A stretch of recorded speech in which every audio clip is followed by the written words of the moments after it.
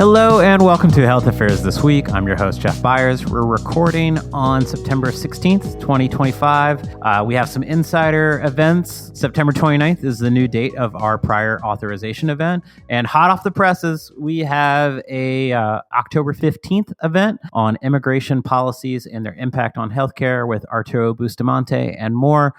My guest today moderated one of the insider events on Medicaid's uncertain future this year. Carmel Shachar from Harvard Law School. Carmel, what was your favorite aspect of that event besides the smooth administration and premier handling of the event? Gosh, well, it was certainly an expertly produced event. I think what I really loved was the depth of information. As somebody who works in healthcare policy and thinks a lot about these issues, each of the speakers had such an interesting perspective. And it really took things from that 101 level to much, much deeper. Well, thanks. That's great as an endorsement as any can be. And if you are an insider, you can watch that event on our website and our YouTube channel. It's called Medicaid's Uncertain Future. And if you are not an insider and those events sound interesting, come on, join the fun. So, Carmel, you wrote on Health Affairs Forefront an article titled Braidwood's Double-Edged Sword and the Dismantling of Preventative Care. And that's what we're here to talk about today. You had a co-author on that, Richard Hughes IV, friend of the Health Affairs. So every episode could be someone's first episode and maybe in their first foray to health policy. Can you briefly explain Kennedy versus Braidwood management to us? What were its history? What were its stakes? Sure. So Braidwood is part of the very long line of ACA litigation cases. The ACA is a law that has paid for many lawyers to send their kids to college, that's for sure. And at the heart is the ACA's preventive care mandate, which says that if a certain service is recommended by certain expert committees, such as the USPSTF, or ACIP, that it should be covered by insurers at no cost. And this is incredibly important because preventive care is really the key to keeping people healthy and controlling costs. And people really hate paying for it. So a survey showed that if people were asked to pay for preventive care services, about 38% of Americans said they would not pay for cancer screenings. And 60% said they would not pay for smoking cessation services. So the no-cost preventive care mandate is a really important piece of health policy. And this case is a challenge to that preventive care mandate. It came out of Texas, in which several employers challenged the preventive care mandate, saying we don't like the fact that we have to cover certain services that we don't agree with, such as pre-exposure prophylaxis for HIV.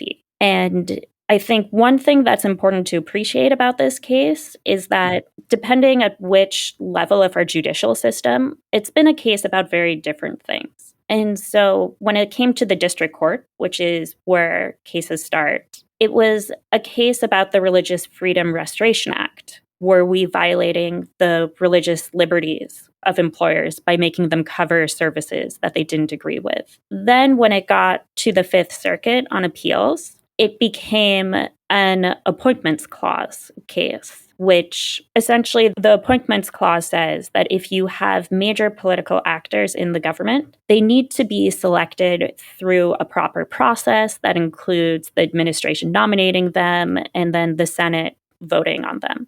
And the Fifth Circuit said, okay, for a particular expert committee, we think that they are so important in healthcare policy that they probably should have gone through this process. And then it gets appealed up to the Supreme Court. And it's still being argued on the appointments clause. But really what it is it becomes a case arguing about, okay, how powerful is the administration in the structure of government? You're seeing a lot of different conversations about that in this year. Yes, I think this is a case that very much fits into everything that's been going on in 2025. It feels very on trend. A very timely case for 11-year law, right?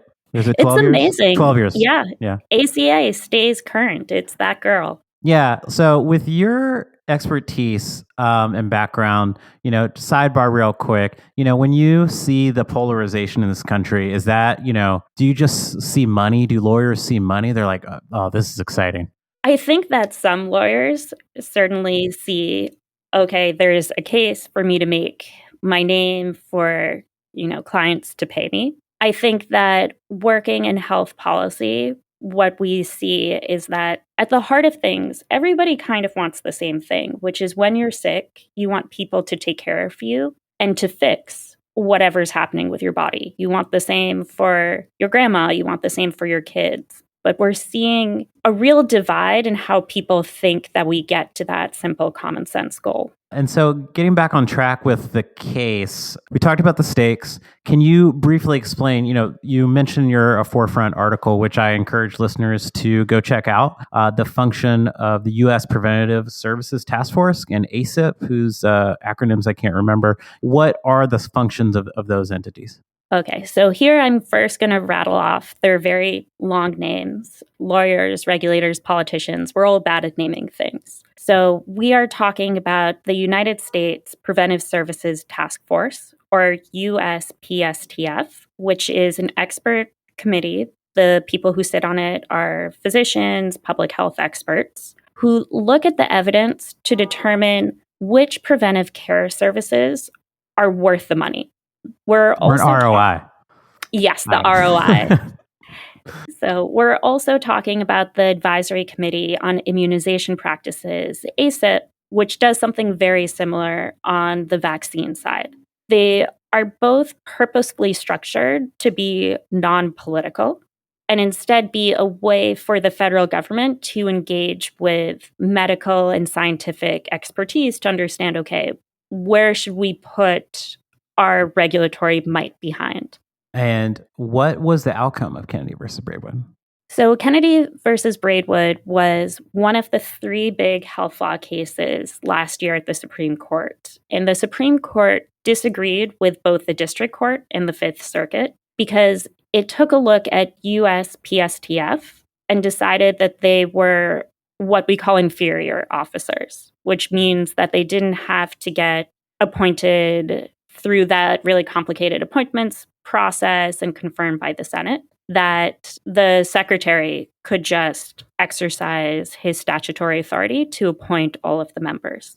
Yep, HHS secretary. Exactly, HHS secretary. And here, the way that they got there, which wasn't a foregone conclusion because the ACA has a lot of language about how USPSTF needs to be independent of politics. So there was a good legal argument on the other side to say they're so independent that they're principal officers, that they need to go through this complicated appointments process. But the Supreme Court looked at the underlying statutory powers of the Secretary of HHS and said, look, they have the power to appoint, they have the power to remove members at will, which was really key. And the Secretary of HHS also has the power to review the recommendations issued by USPSTF and essentially give a thumbs up or thumbs down to whether they will adopt these recommendations. And they felt like overall, that was a fair amount of control. I mean, the person who hires me, fires me, and reviews my work to see if it can go out in the world has a lot of control over my work. So in your Forefront piece, you write about this paradox of that outcome of the case in relation to authority and power. So you kind of already laid it out, like there's a lot of authority and power over the task force with HHS secretary. Can you go a little bit more into that about like why you wrote the piece and what it says about that paradox? This case has both glass half full and glass half empty, or at least glass concerning aspects to it. The first big takeaway that I want to emphasize, which really is a win for public health, is that the preventive services mandate was preserved, at least on this front. And as we talked about before, that is a really big thing, because it's important that there be as few barriers as possible. to encourage people to get these services. And anybody who's listening, go get all of your cancer screenings, go get all of your vaccines, do it all. It's free. Take advantage of it. Don't leave money on the table. The challenging thing, and here I go back to this idea that USPSTF was really supposed to be insulated from the political winds, is we want there to be real consistency to the recommendations, and we want those recommendations to be driven by the scientific method, to be driven by evidence, to be put forth by experts who understand how to read the data, which is not everybody. I mean, I took biostatistics as part of my master's of public health, and even so, I opened studies and I'm like, I have no clue what these numbers mean. And because the Supreme Court, in order to reach the conclusion that the members of USPSTF are inferior officers, had to really emphasize all the ways that the Secretary of HHS has control over them, there's the real potential that they have undermined that independent scientific review aspect of the USPSTF and of the recommendations that they issue. So you mentioned that the USPSTF was set up so as try to insulate itself from politics, essentially, and be judged on scientific guidelines. But that task force has not always been absent from controversies. Is that right? Can you think of anything besides this? Certainly, there have been questions of expansion. Is the USPSTF over recommending? There's always the challenge of developing modalities. For example, with the development of at-home screenings for certain types of cancer, such as colon cancer, as well as how to incorporate what we know about differences between ethnicities and race, and how to say, okay, how do we best reflect what the preventive guidelines should be for a particular patient? Those have all been somewhat controversial. So there's no way to get completely independent of human bias, but the structure of the USPSTF was designed to try to get as close as possible to there. And so with this Braidwood Kennedy management case, what do you think the long-term impacts of this case could mean, considering through that lens? Yeah, so Braidwood comes at a really interesting time because we have a secretary of HHS, Robert F. Kennedy Jr., RFK, who is really taking a novel approach to a lot of medicine. And I think that there's a lot of value when we think about, okay, how do we attack chronic conditions? But there's a lot of places in which RFK is unorthodox. And I think the number one area that comes to mind is in issues of vaccine policy. So earlier we talked about ACIP, which is the expert advisory committee that recommends vaccine policy. That also gets incorporated to the no-cost preventive care mandate. But because of the way this case evolved, this Braidwood is not about ACIP.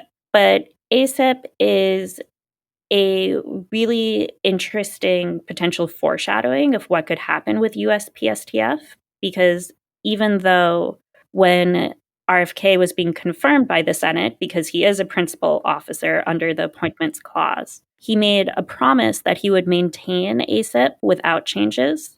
Within 4 months, he basically fired everybody and replaced them with people who are vaccine skeptical. And now there's been a lot of controversy over ACIP's recommendations. And so there's a concern that Braidwood empowers RFK to do a similar revision to USPSTF, and a concern that then, okay, USPSTF is going to be perceived as really political. And you're going to see the medical society saying, no, we don't agree with the recommendations anymore. We're issuing different recommendations, to see states such as Massachusetts, California, New York issue their own recommendations. And I think part of the value of the no-cost preventive care mandate was that it was really straightforward, that physicians knew what was covered at no cost, that insurers knew what they had to cover at no cost, that patients knew, okay, if I sign up for this mammogram, I'm not getting a big bill for it. And when you have that fractured landscape because of political upheaval and because of a loss of trust, you're not getting the benefits of the preventive care mandate. Yeah, and listeners may remember that we talked about CDC and vaccines on RFK Jr. on our episode last week with Health Affairs Akila Wise. And I want to give a shout out to producer Shannon, who sent me a USA Today article titled "Which States Have Taken Action on COVID-19 Vaccine Access After FDA CDC Turmoil." And there's a question mark at the end of that headline, and it goes through all the different states and what they've done. And I think that's a nice resource and a nice highlight. And if you are a behavioral economist, I would love to talk to you about, information diffusion and how it makes people make medical decisions. So reach out, communications@healthaffairs.org. So back to the conversation at hand. So we are a bipartisan publication. So you're not an employee of Health Affairs that I know of, but how might you see this power and authority play out, if there's what some might call overreach? I think that expert advisory committees are best used when the perception is you have picked truly qualified experts that we can all look at and say, yeah, that guy knows more about environmental pollution or vaccines than I could possibly know. They are the right people to issue recommendations. And they don't work when a big chunk of America looks at who's on the committee and goes, oh, well, that person is a political appointee. They don't actually know that much, or they're very biased. And so there's the concern that RFK will appoint people to USPSTF that look similar to the profile of his ACIP appointees, which again have a long history of vaccine skepticism or just haven't been working in the vaccine space significantly. And then all of the recommendations will be seen as fruit from a poison tree. But I think the same is true if the next administration is Democratic and the pendulum swings too far the other way. Like, what we don't want is for a big chunk of the country, especially MAHA, where, frankly, a lot of the ground level public health interest is in MAHA. MAHA is very committed to a healthier America. They just have, again, unorthodox ideas of how to go about there. And what we don't want is for them to look at USPSTF and the recommendations and just be like, oh, well, those are woke. They're not being motivated by the best evidence. They're being motivated by some sort of political or conflicts of interest motivation. So we really want to get back to the idea that expert advisory committees are frankly boring. Okay. Like, I'm a big fan of boring expert advisory committees because we want them to be experts who are really in the weeds of the topic and really understand it in ways that most of us don't. You want people that really alienate others at cocktail parties by their knowledge. Yes. In a niche subject. If when people ask you what you do, their eyes glaze over, you are probably right for an expert advisory committee. Yeah. Next week, my colleague Ellen Bayer and I are going to talk about the MAHA strategy document that was released recently. So listeners can be on the lookout for that. We'll probably dive in mostly into the food and nutrition stuff because there's a large amount of on that topic in the document. Carmel, before we wrap up, though, I know we're not going to solve politics and policy within a podcast, but is there anything that you didn't write about in the forefront piece that you think, besides just being a boring, knowledgeable person on a panel to make recommendations, where can we go from here? I think a lot about the medical profession because I'm a health law professor. And I think about what is really valuable about the medical profession being a profession, which means that it gets to self-regulate. That's what professions do. They set professional standards. They say, okay, who gets to be a lawyer? Who gets to be an accountant? Who gets to be a doctor? And for the last 100 years or so, we've let the medical profession self-regulate. And I think it's largely been a good thing because yes, medical practices are constantly evolving. Like, I would not want the medicine they practiced in 1950s to be the care that I get. But there's agreed upon method. If we look at the evidence, here's how we develop it, here's how we incorporate it into practice, here's how we allow people to experiment, here's what we do with people who aren't following best practices. That I think has been really positive. And I think what we've been seeing over the last several years is a real encroachment onto the medical profession by state actors. And it looks like RFK replacing all of ACIP.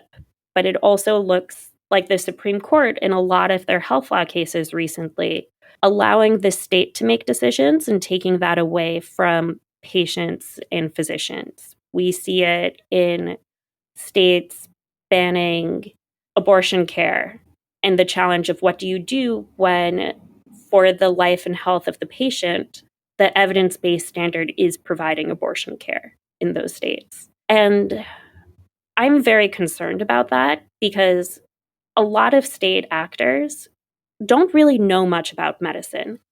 I loved the judge who I clerked for. He would be the first to say, he is not a doctor. He doesn't know what medical care you should get. And so I think that if the state wants to be in the business of deciding what medical care people get, we need to have a better process. We need to figure out a way for the state to be boring like those expert committees, so that it's not just, okay, well, this administration has these politics. We're going to really push this agenda. And, oh, now there's a new administration, so scratch that. Because we need that stability and we need people to get evidence-based standard of care.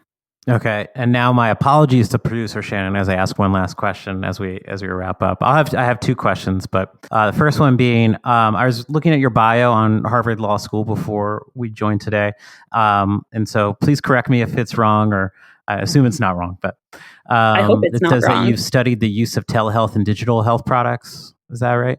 So when you're talking about encroachment onto the medical field, one of the things that's been interesting, and when it comes to at least EHRs or in pop-ups, maybe in some digital health products, like how are, from your view, these new digital health products enhancing or detracting from the state of medicine today? So I think you've just invited me on for another episode of the podcast to give you that answer. Fair enough.